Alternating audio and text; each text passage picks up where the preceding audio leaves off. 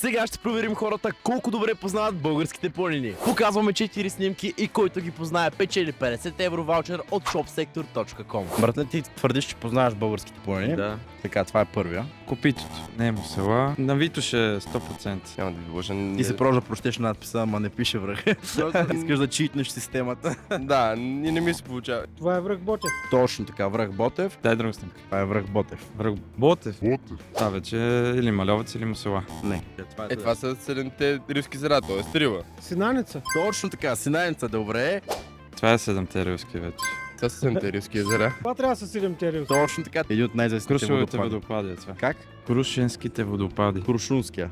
Крушунския. Същия. Не съм добър по география. И това е последния доста известен български водопад. Крушунските водопади. Точно така. Този човек отговори на всеки един въпрос, отгад на всяка една снимка. Съответно спечели 50 евро от Shop Sector. Заповядайте. Благодаря ви. Искам да си купите най-готините маратонки, кецове, сандали, каквото си пожелаете. Много ви благодаря. Хубав ден. Хубав ден ви Всичко пожелавам.